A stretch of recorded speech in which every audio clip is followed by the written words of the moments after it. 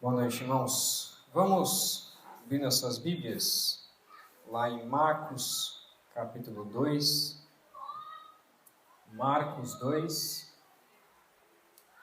de 13 a 17. Ok? Marcos, capítulo 2. Vocês acharam? Deixa sua Bíblia aberta. Daqui a pouco nós vamos ler esse texto à medida que vamos avançando, tá bom? Deixa eu só ajeitar aqui também. Okay. Existe uma frase que é bastante conhecida e talvez a sua mãe falou bastante para você. Pelo menos a minha mãe dizia isso, né? Essa frase. Que é a seguinte frase: diga-me com quem andas e eu... Completa aí. Diga-me com quem andas e eu te direi quem tu és. Certo? Não sei se sua mãe falava ou fala isso para você, mas essa frase, ela se tornou um dito popular que muitos acham que está na Bíblia. Muitos acham. Eu pesquisei, né, essa frase hoje, e a primeira pesquisa lá no Google é: esta frase está na Bíblia? Eu sabia que não estava. Mas a primeira pergunta é essa. Por quê? Porque é uma frase tão bela e tão correta que parece que foi extraída da própria Escritura. E, de fato, ela é verdade.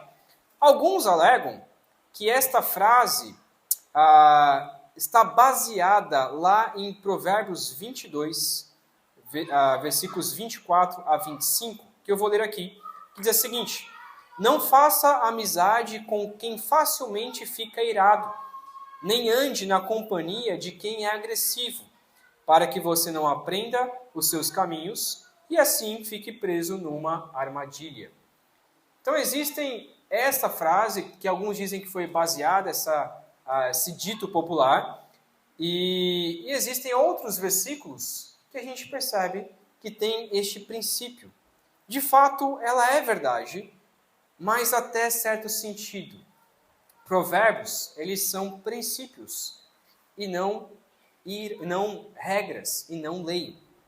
Se você andar com pessoas que te influenciam a pecar, facilmente você vai pecar com elas. Então, se você andar com uma pessoa que se ira facilmente, logo você também vai se irar junto com ela. É algo natural. Se você andar com homens que traem a sua esposa, talvez logo você vai começar a ser influenciado também. Se você anda com pessoas que mentem, talvez logo você vai começar a mentir. Se você anda com mulheres iracundas, mulheres iradas, logo talvez você também vai começar a se irar, também vai começar a reclamar. Então este princípio que traz aqui, de fato, ele é um princípio bíblico. Essa frase, né, por mais que não seja bíblica, mas é de acordo com princípios bíblicos. Mas sabendo disso, nós então cristãos deveríamos nos isolar do mundo? Essa é a regra? Afinal de contas, é impossível não nos associarmos com pecadores. É impossível nós não estarmos juntos de pecadores, sentados à mesa, por exemplo. Os seus parentes, seu chefe, seus colegas de trabalho, possivelmente, não são todos cristãos. Seria muito bom viver em um mundo que todos sejam cristãos. Mas talvez você ande com pessoas no seu dia a dia muito mais com não cristãos do que com cristãos. Se não podemos sair deste mundo ou morar no meio do deserto, como pessoas do passado fizeram, para fugir dos pecadores, como então devemos viver aqui? Jesus é o maior exemplo do que um justo, vou repetir, Jesus é o maior exemplo do que um justo deve fazer ao andar no meio dos ímpios. E é isso que nós vamos então ver hoje, como que Jesus andava e por que ele andava com pecadores. Versículos 13 e 14, nós vamos então avançando nesse texto. Marcos 2, primeiramente versículo 13 e versículo 14. Diz assim: Jesus saiu novamente para a beira-mar. Desculpa, só deixa eu trocar a versão aqui. Ok. De novo, Jesus foi, estou lendo na versão NAA, tá? De novo, Jesus foi para junto do mar, e toda a multidão vinha ao encontro dele, e ele os ensinava. Quando ia passando, viu Levi, filho de Alfeu, sentado na coletoria, e lhe disse: siga-me. Ele se levantou e o seguiu. Jesus, então, ele vai de novo, né? Marcos não traz toda a sequência do que Cristo Jesus fez.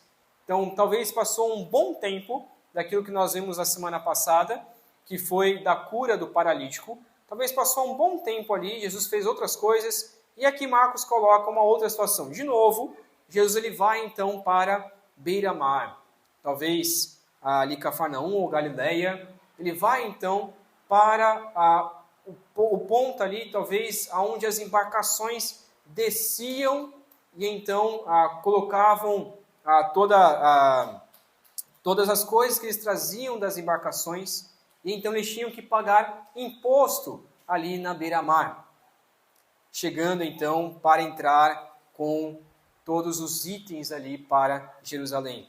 Jesus então vai para a beira-mar novamente, vai para junto do mar, e toda a multidão, todas as pessoas da cidade, foram ao encontro de Jesus.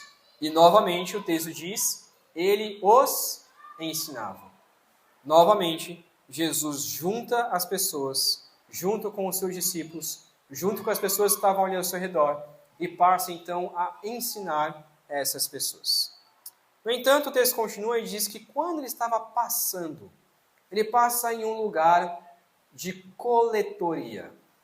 É o lugar onde as embarcações e onde as pessoas, para entrar na cidade, tinham que então pagar imposto. Tinham que pagar imposto de acordo com as suas compras, de acordo com os seus negócios, de acordo com as suas entradas na cidade. Eles tinham que então pagar este imposto. E os coletores de impostos, que eram chamados de publicanos, naquela época eram as pessoas mais odiadas pelos judeus. Hoje nós já odiamos pagar imposto, né? Não sei se você ama pagar imposto, mas eu detesto. E a gente sabe que o imposto ele está cada vez pior, está cada vez aumentando cada vez mais. Há pouco tempo atrás a gente pagava no café R$5, hoje o pior café está 10, 11, 12 reais. Então o imposto aumenta cada vez mais. Agora imagina que existisse uma pessoa, imagina se existisse isso hoje, uma pessoa que fosse até a porta da sua casa, batesse e dissesse: lembra as compras que você fez? Então, você está devendo 17% de imposto das compras que você comprou ontem. Aí você vai lá, entra na sua casa, pega lá aquele valor de 17%, 18% e traz de volta então para o coletor de impostos para você pagar pelos seus impostos ali naquela hora. Só que aí o coletor de impostos chega para você e diz assim: não vai ser 17% não. Hoje vai ser 20%. Aí você vai, mas a regra é 17%. Não, mas hoje eu estou cobrando 20%. Esse era um coletor de impostos daquela época. O coletor de impostos, ele era um judeu que trabalhava como coletor de impostos para o Império Romano. Então, se o imposto era 14%, ele já começava a cobrar 17%, para início de conversa. Eu sei que o imposto é 14%, mas eu vou cobrar 17%. E alguns começavam a cobrar, então, 20%, e até mais do que isso, cobrando impostos ilegais. Então você imagina que todo judeu amava os publicanos, os coletores de impostos? Claro que não. Eles eram pessoas extremamente odiadas, principalmente pelos fariseus. Porque os fariseus, eles tinham que pagar imposto até mesmo até mesmo do templo de Jerusalém, eles tinham que pagar imposto. Sendo que eles já tinham que pagar o dízimo, ainda tinham que pagar mais imposto para Roma. Então você imagina que o coletor de imposto era a pessoa mais detestada pelos religiosos. E não fazia sentido Jesus andar com esse tipo de gente. Não faz sentido algum Jesus andar com pessoas das quais os judeus eles mais odeiam. Jesus, então, ao passar pela coletoria, ele chama quem? A pessoa mais odiada. Ele chama Levi, que mais tarde, então, é chamado de Mateus. Levi, filho de Alfeu. Ele chega para Levi e diz, siga-me. Não diz mais nada. Ele só olha para Levi e diz, me siga. E Levi, que mais tarde é chamado de Mateus, ele se levanta e passa a seguir a Jesus. Jesus, ele chama uma das pessoas mais improváveis. Ele sabia que ele seria rejeitado pelos outros por causa disso. Mas Levi, de prontidão, talvez ao contrário de muitos fariseus, talvez ao contrário de muitos religiosos, Levi ele simplesmente se levanta, larga a coletoria, larga o seu trabalho e passa a seguir a Jesus. Versículo 15 diz o seguinte, então. Achando-se Jesus à mesa, na casa de Levi, estavam junto com ele e com os seus discípulos muitos publicanos e pecadores, porque estes eram muitos e também o seguiam. Levi, então, parece que dá um corte aqui em Marcos, mas é porque Marcos está resumindo aqui a história para nós. Levi, então, convida Jesus, olha, venha comer em minha casa.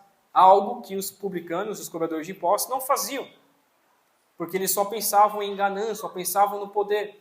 Então, convida Jesus, convida outros cobradores de impostos e convida os pecadores, pessoas comuns, pessoas que para os fariseus eram considerados como pecadores.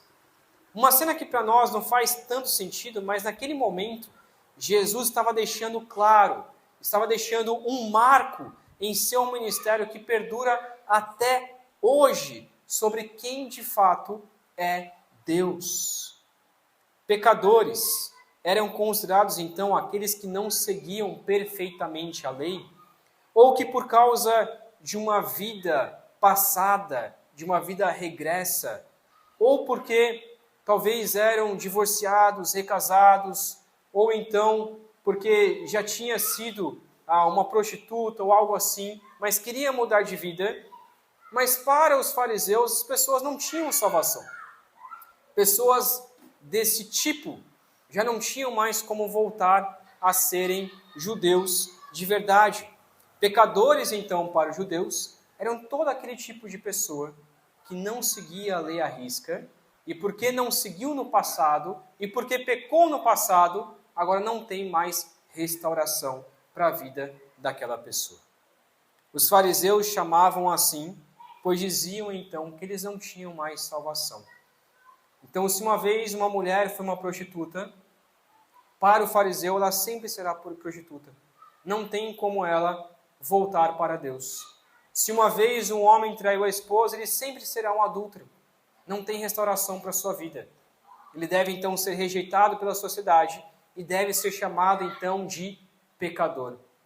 Se algum homem cometeu algum pecado grave, mesmo que ele se arrependa, para os religiosos daquela época, não há arrependimento para ele. O que é totalmente contrário daquilo que João Batista pregava. E é por isso que João Batista também era odiado pelos fariseus. Porque João Batista pregava: arrependam-se, creiam no Evangelho e sejam batizados. O batismo de João Batista era para a restauração da vida daquelas pessoas, coisa que os fariseus já não acreditavam. Os fariseus acreditavam que uma vez que a pessoa pecou, ela deve então colocar uma placa na sua testa e dizer pecadora, e nunca mais há restauração. Mas João Batista, ele prega um batismo de arrependimento, para que as pessoas elas voltem então a seguir ao Senhor.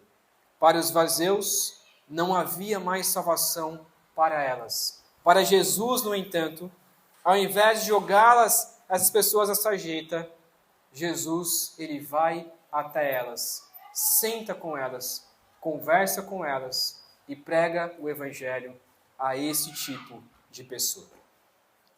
Talvez algumas pessoas, para nós, também sejam consideradas assim, como os fariseus consideravam os outros como pecadores. O versículo continua então, versículo 16, diz assim: Os escribas dos fariseus, vendo Jesus comer em companhia com os pecadores e publicanos, perguntavam aos discípulos dele: Por que ele come e bebe com os publicanos e pecadores? Então eles não chegam até Jesus, primeiramente. Eles vão até os discípulos.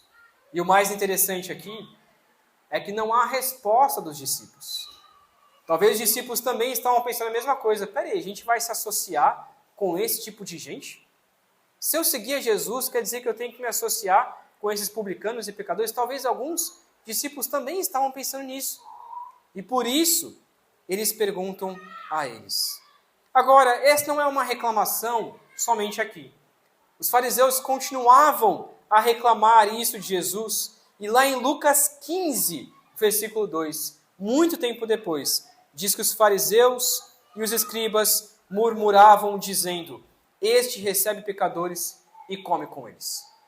Então eles não mudam de ideia, eles continuam com a mesma indagação, continuam com a mesma denúncia, dizendo que Jesus comia com pecadores. Agora, com que base eles fazem isso? Qual era a base deles? A base deles estava na lei. E estava também em princípios, como a gente leu no começo, lá de Provérbios. Se você andar com pessoas que pecam, logo você vai pecar junto com elas. Então, de fato, o que eles estavam acusando Jesus, pelo menos nesse começo aqui, era uma indagação correta. Espera aí, Jesus está dizendo ali que ele é o santo, que ele é o Filho de Deus, mas ele come com pecadores. Ele se assemelha a essas pessoas. Mas essa era a diferença de Jesus. Salmo 1, nós conhecemos esse salmo, que diz: Bem-aventurado aquele que não anda no conselho dos ímpios, não se detém no caminho dos pecadores, nem se assenta na roda dos escarnecedores. Esse texto, talvez os fariseus estavam usando esse texto na sua mente. Olha, Jesus, ele se detém no caminho dos pecadores. Jesus senta na mesa, na roda dos escarnecedores. Jesus parece que anda no conselho dos ímpios, porque afinal, ele está no meio dessas pessoas. No entanto, havia uma diferença de Jesus. Que Jesus não estava ali andando no conselho deles. Não estava andando no caminho dos pecadores. E não estava se assemelhando aos escarnecedores. Jesus estava ali para influenciar aquelas pessoas. Os fariseus entendiam que o simples fato de você comer à mesa com um pecador ou conversar com eles significava que você já estava se assemelhando e já estava se sujando dos pecados deles. É quase a mesma ideia do indiano. Tem as castas indianas e tem a pior casta lá na Índia, que é a casta que, se você encostar naquela pessoa, você encostar naquele tipo de pessoa, você está sujo. Então a religião indiana, ela acredita nisso, que tem pessoas da pior espécie, que se você só encostar naquela pessoa, você já deixou de ser santo. E é essa a ideia aqui dos fariseus. Só de você encostar em um pecador, ou se assentar com pecadores, significa que você também é um pecador. Se você conversar com alguém que é um pecador, você já está contaminado por ela. Pode parecer algo muito grave, mas muitas vezes nosso coração é assim. Muitas vezes nós também somos assim. Só o fato de conversar com alguém que peca, nós já estamos nos sujando com o pecado daquela pessoa. Mas Jesus fez isso. Mas a diferença é que Jesus não se sujou com essas pessoas. Pelo contrário, Jesus estava ali para limpar aquelas pessoas. Eu creio que hoje, se Jesus entrasse em muitas igrejas, Jesus estivesse no meio de muitas igrejas, talvez ele escandalizaria a muitos. Jesus conversava com mulheres, Jesus conversava com prostitutas, Jesus conversava com publicanos, o que para a época era algo terrível. E talvez hoje, Jesus se sentaria do lado de um mendigo, Jesus conversaria com prostitutas, mas estaria ali para pregar o evangelho àquelas pessoas. Estaria ali para transformar a vida daquelas pessoas. Jesus nos ensina que sim, nós devemos tomar cuidado em nos influenciar com pecadores, e por isso nós devemos sempre fazer o contrário. Nós devemos influenciar a vida deles. O problema não é o lugar que você está, mas com qual propósito você está ali. Por que você está naquele meio? Por que você conversa com aquelas pessoas? Eu converso sobre tudo menos sobre Deus. Opa! Então será que é você que está sendo influenciado por ela e não você influenciando a vida deles? Por fim, 4, a última parte do texto, versículo 17, Jesus responde então a eles. Qual o seu propósito? O seu propósito em estar no meio dos pecadores é porque Jesus veio chamar pecadores. Versículo 17 diz assim: tendo ouvido isso, Jesus lhes respondeu: os sãos não precisam de médico, e sim os doentes. Eu não vim chamar justos, e sim pecadores. Jesus deixa claro que não veio chamar os justos. A pergunta que nós devemos fazer é: mas quem é justo? Então o que Jesus está falando aqui? É que Jesus não veio chamar aqueles que acham que são justos, aqueles que pensam que são justos. Lá em Lucas 19, versículo 10, Lucas 19, 10, Jesus repete isso, em que ele diz: porque o Filho do Homem veio buscar e salvar o perdido. Ele faz aqui uma comparação. Os sãos não precisam de médico. E essa é a lógica. Se você está saudável, quer dizer que você não precisa de um médico. Quem é doente é que precisa de um médico. E Jesus, ele é o médico das almas.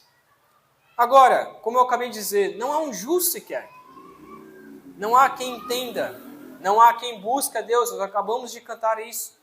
Não há uma pessoa justa nessa terra. Ninguém pode bater no peito e falar assim: não, mas eu sou justo. Eu não faço nada de errado. Todos nós éramos ímpios.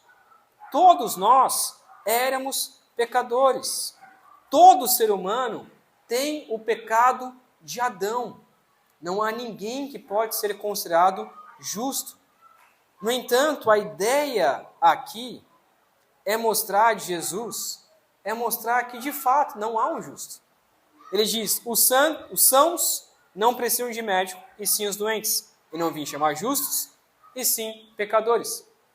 Nosso questionamento é: mas Jesus, quem é justo? A resposta seria: ninguém. Ninguém é justo.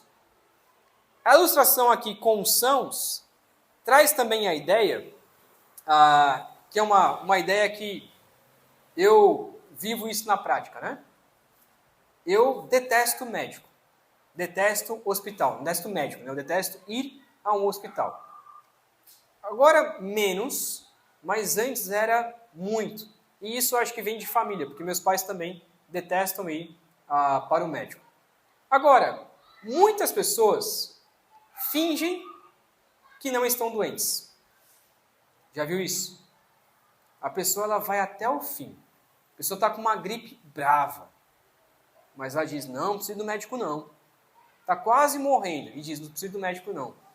Muitos sentem dores agudas, internas, e não falam para ninguém. Talvez isso já aconteceu com algum parente seu. Talvez a pessoa estava até com câncer anos na sua vida. Mas ele disse, não vou procurar médico não. Para que procurar médico? E achando que está bem. Achando que está são. Até que essa doença se agrava e a pessoa então chega à beira da morte ou até mesmo morre. É este princípio que Jesus está trazendo aqui. Não há ninguém são. Todos nós somos doentes espiritualmente. A gente finge que é justo. As pessoas fingem que são boas. Se você perguntar para qualquer pessoa, aqui em Cocal ou em qualquer lugar, você é uma pessoa boa? Qual que vai ser a resposta? Sou. Nunca matei, nunca roubei, nunca me prostituí. É mesmo.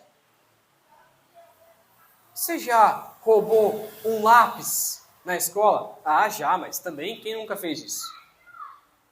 Você já contou uma mentirinha para sua esposa? Não, mas é só uma mentirinha, não é nada demais. E aí quando você vai fazendo algumas perguntas, a pessoa vai começando a perceber, nossa, realmente, eu sou muito pecador. Realmente, eu peco muito. E aí quando você vai perguntando para as pessoas o que ela fez, ela vai admitindo os seus pecados, ela vai percebendo, poxa, eu não sou são, eu não sou justo. E é isso que Jesus está dizendo. Jesus não veio chamar justos, porque afinal não há ninguém justo, mas existem aqueles que acham que são justos, que dizem que são justos. E aqui o caso eram os fariseus, os escribas.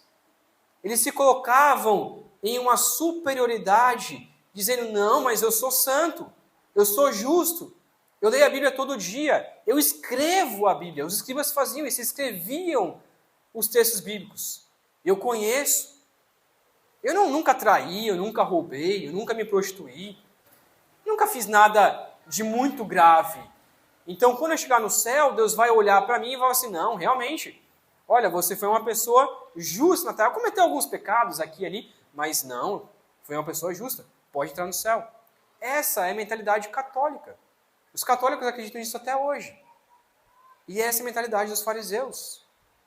O que importa é você colocar na balança aquilo que você faz de bom e aquilo que você faz de ruim. Se você colocar aquilo que você faz de bom e aquilo que você faz de ruim, e você fazer mais coisas boas, pode ir para o céu. Se você fizer mais coisas más, então você vai para o purgatório. Essa é a mentalidade, essa é a teologia católica. E é isso que muitos cristãos, dentro da igreja evangélica, acreditam. Mas a realidade é, não há um justo. Não tem ninguém que possa chegar diante de Deus e falar assim, Deus, mas eu fiz mais coisas boas do que ruins. E Deus vai olhar para aquelas pessoas e citar o texto de Isaías, em que diz que aquilo que você faz de bom, a justiça humana, é como um trapo de imundícias. Trapo de imundícias. Era o pano que as mulheres usavam na menstruação. Isso é um trapo de imundícias. É algo que para o judeu era a coisa mais nojenta que existe, que só servia para jogar no lixo, não dava nem para lavar. E é isso que Deus diz. Aquilo que o homem faz de justo, para Deus não serve de nada, porque não há um justo sequer. Depois de Adão, ninguém pode ser salvo pelas suas próprias obras. Depois de Adão, depois que Adão pecou, ninguém pode se salvar. Deus vai olhar para todos e dizer, você não é justo. Então, como nós podemos ser salvos? Nós podemos ser salvos através de Cristo Jesus. Nós só podemos ser salvos através do sangue de Cristo Jesus, que liberta as nossas vidas dos nossos pecados e então nos faz justos, não pelo nosso merecimento, mas pela graça de Jesus. E é por isso que ele diz: eu vim chamar pecadores. Não adianta fingir, Deus conhece seu coração, Ele sabe exatamente que você é um pecador. Basta você reconhecer isso e pedir perdão ao Senhor para ser salvo por Cristo. Eu quero então encerrar trazendo algumas aplicações, 5 aplicações para nós. Mas antes, a grande ideia do texto é que Jesus chama um pecador e se assenta com pecadores, provando aos pecadores que veio chamar pecadores ao arrependimento. Jesus chama um pecador, ele se assenta com pecadores. Ele prova aos pecadores, porque os fariseus também eram pecadores, que ele veio chamar os pecadores ao arrependimento. Para ser salvos, nós precisamos primeiro reconhecer que somos pecadores. Não tem como uma pessoa ser salva pela sua justiça, sem reconhecer que é um pecador. Já viu crente que quando vai contar testemunho, diz assim: não, porque antes eu fazia coisas que eram contrárias a Deus, mas quando eu aceitei a Jesus, quando eu fiz isso, agora eu não faço mais nada de errado. Eu não peco mais. Meu pai, quando estava lá no seminário, quando era professor do seminário, ele chamava as pessoas, principalmente os novos alunos, ele gostava de cumprimentar as pessoas dizendo assim: e aí, pecador? E aí, pecador, tudo bem? Ele fazia de propósito. Porque principalmente um novo aluno do seminário, que não conhecia meu pai, ficava irritado com meu pai. Quando meu pai chegava com uma pessoa e falava assim: e aí, pecador? A pessoa falava assim: pecador? Eu? Não sou pecador, não. Não? Como assim você não é pecador? Você não peca? Peco. Então você é pecador. Não, mas eu sou salvo. Sim, você é salvo. Que bom que você é salvo, você é santo. Mas você continua sendo pecador. Você continua pecando. E você precisa reconhecer isso. E a pessoa: nossa, é mesmo. É verdade. E meu pai chamava tantas pessoas de pecador que o apelido do meu pai no seminário era pecador. Virou apelido do meu pai. Então quem conhecia meu pai naquela época chamava meu pai de pecador. Quando a gente percebe isso, nós vamos reconhecer. Todos nós somos pecadores. Mesmo que a gente seja salvo, mas o pecado ainda está em nós. Nós ainda pecamos. Não tem poder sobre nós. Nós não somos mais condenados no inferno por causa do pecado, mas nós ainda pecamos. E é isso que nos torna semelhantes aos ímpios, no sentido de saber que todos nós pecamos. Eu não sou mais justo que aquela pessoa, eu sou justificado por Jesus, mas não sou mais justo. Eu não posso olhar para as pessoas como os fariseus, dizendo: não, porque Jesus anda com os pecadores. A resposta de Jesus para eles é: mas você também é um pecador, vem, ande comigo. Você também é um pecador, vem andar comigo, me siga. Você tem que reconhecer primeiramente que você é um pecador. Segundo, você deve saber que Jesus veio salvar os pecadores e não os justos. E isso deve nos alegrar, pois, como nós já falamos, não há um justo sequer. Se Deus viesse salvar apenas os justos, ninguém seria salvo. E com certeza eu não seria salvo. E nenhum de vocês seriam salvos. E esse é o reconhecimento. Ainda bem que Jesus não veio chamar os justos, porque se Jesus viesse chamar apenas os justos, eu com certeza não seria salvo, porque não há um justo sequer, não há quem faça o bem. Romanos 3, de 10 a 11.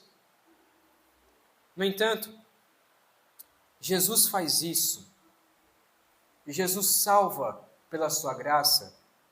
Porque a continuação desse texto, ou melhor, esse texto de Marcos, lá em Mateus 9, versículo 13, ele diz o seguinte, essa mesma passagem, só que lá em Mateus. Mateus acrescenta a seguinte frase de Jesus: vão e aprendam o que significa: quero misericórdia e não sacrifício, pois não vim chamar justos, e sim pecadores.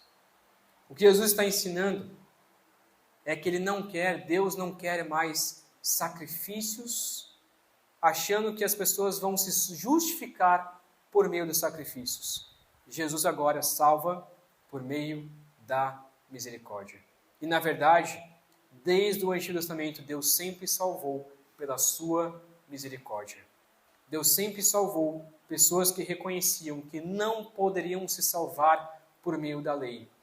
Deus sempre salvou, até o Antigo Testamento, pessoas que reconheciam que necessitavam da misericórdia de Deus. Os sacrifícios eram apenas um símbolo da misericórdia de Deus.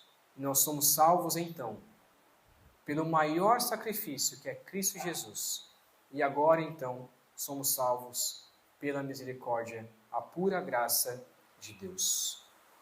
Deus quer misericórdia e não sacrifício. Paulo entendeu essas verdades. Lá em 1 Timóteo 1,15, nós lemos no começo do nosso culto, que diz assim, 1 Timóteo 1,15. Essa palavra é fiel e digna de toda a citação. Que Cristo Jesus veio ao mundo para salvar os pecadores. Ele continua, do qual eu sou o principal. Do qual eu sou o principal. O que Paulo estava dizendo aqui? Não estava dizendo que ele era o pior dos pecadores. Então assim, não, o título de pior dos pecadores é de Paulo. Nós somos os segundos piores pecadores. Não é essa a ideia.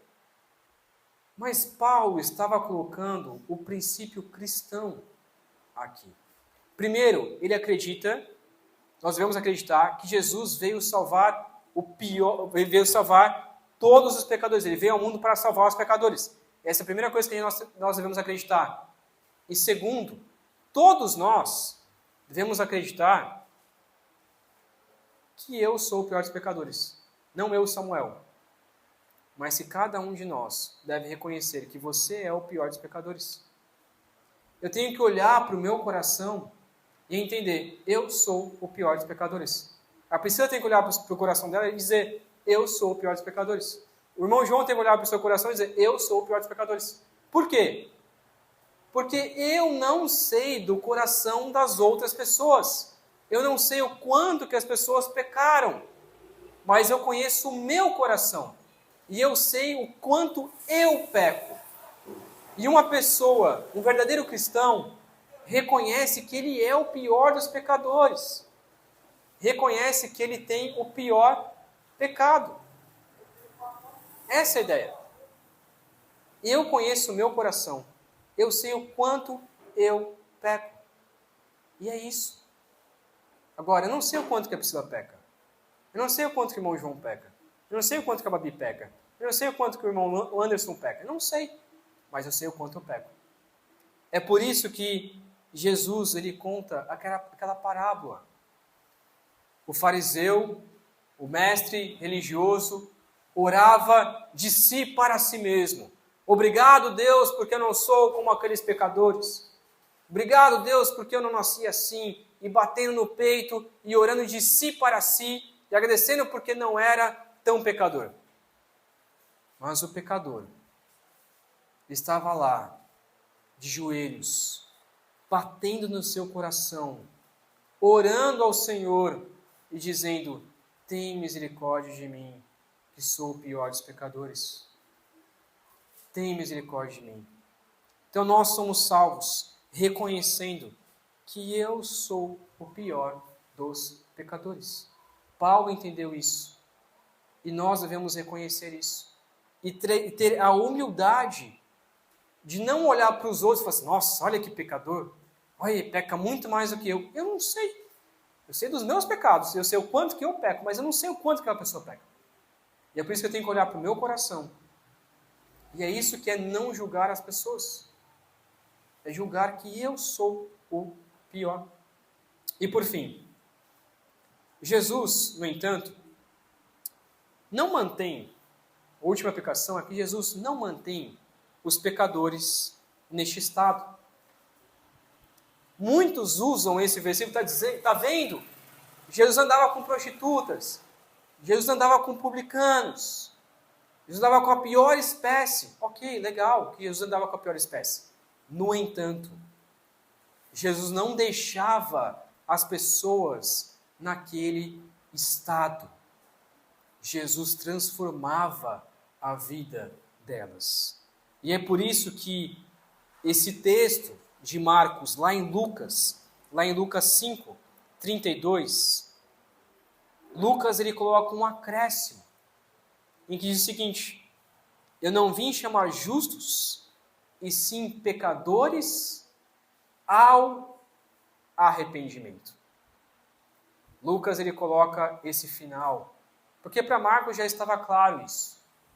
Mas Lucas então ele coloca essa palavra, colocando, olha, Jesus na verdade disse essa frase completa. E a frase completa é essa. Ele veio chamar justos e sim pecadores para quê? Com que propósito? Qual a finalidade? Só chamar? Venham comigo, vamos sentar aqui na roda, vamos conversar, vamos bater papo. Era só isso? Não. Jesus veio e chamava aquelas pessoas para andarem com elas, para que elas se arrependessem, para que elas tivessem uma transformação de vida. Jesus não mantinha os pecadores em seu estado natural. Não deixava a prostituta continuar sendo prostituta. Não deixava os publicanos continuar cobrando impostos ilegais. Ele pregava o evangelho de arrependimento. Ele pregava a transformação de vida. Ele dizia, mude a sua vida, arrependa-se e creia no evangelho. Nós nunca podemos nos esquecer lá do começo de Marcos, do princípio do evangelho de Cristo, em que Jesus pregava o arrependimento. Então Jesus anda com pecadores? Sim, mas ele andava no meio dos pecadores para que eles se arrependessem. E nós também devemos andar com os pecadores para pregar o evangelho do arrependimento. Eu não posso me assemelhar a eles, andar na roda dos escarnecedores, me assemelhar, me associar a eles e dizer aquilo que eles estão dizendo e entrar na conversa deles. Não. Eu tenho que sempre pregar o evangelho a eles.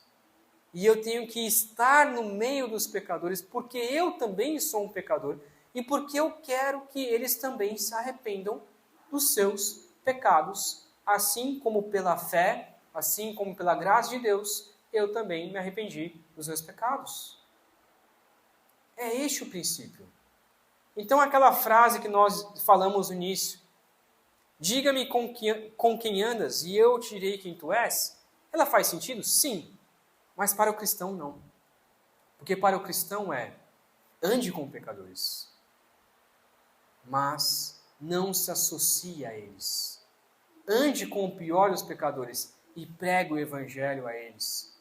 Ande com os piores pecadores que as pessoas dizem que são os piores pecadores, para que eles também creiam no evangelho. Mas ande não se associando, mas influenciando a vida deles, para que eles se arrependam dos seus pecados. Jesus, então, não andou com os pecadores para que eles continuassem em pecado, mas andou com os pecadores para que eles mudassem de vida. Assim foi com Levi, que depois se tornou Mateus, o nome dele. Assim foi com Pedro, assim foi com os discípulos, assim foi com muitas pessoas, muitos pecadores que andavam com Jesus, que foram transformadas, que se arrependeram dos seus pecados. E assim nós também devemos pregar o evangelho a eles, aos piores dos pecadores, mesmo que as pessoas nos critiquem. Nossa, olha, a Priscila anda com tal pessoa. É amiga da pior pecadora da cidade. Sim. Para pregar o evangelho a ela, para que ela creia em Cristo Jesus. Mesmo que os mais religiosos critiquem, nós devemos estar no meio dos pecadores, para que eles creiam no Senhor. Vamos orar? Pai querido, obrigado, meu Deus, porque o Senhor nos salvou, nos redimiu, como nós cantamos aqui. Nós não merecíamos a graça do Senhor, nós não somos melhores do que ninguém, pelo contrário. Cada um de nós deve reconhecer que é o pior dos pecadores. E, ó Deus, obrigado porque o Senhor nos salvou por uma graça imerecida. E nós também podemos pregar este evangelho àqueles que não te conhecem. Qualquer pessoa, para que creia no Senhor Jesus. Nos dê essa coragem. Nos ajude a fazer como Cristo Jesus fez. A estar no meio das pessoas, porque talvez seja a única oportunidade que elas vão ter de ouvir falar sobre Cristo. E que nós sejamos canal de bênção para a vida delas, para que elas creiam em Ti. Nos use, ó Pai, abra as nossas bocas para falar do Evangelho e use a nossa vida para testemunhar de Cristo, aqueles a quem o Senhor quer salvar. Nós acreditamos, ó Deus, que o Senhor pode salvar quem o Senhor quer. Por mais que a pessoa tenha cometido os piores pecados, ainda assim o Senhor é poderoso para salvar o pior dos pecadores. Assim como o Senhor fez em minha vida, assim como o Senhor fez na vida de muitos irmãos aqui. Oramos pedindo também a sua graça, Deus. E oramos pedindo também por este momento em que celebraremos a ceia, para que possamos reconhecer que é este sangue de Cristo e é o corpo de Cristo quem nos purifica dos nossos pecados. Assim oramos em nome de Cristo.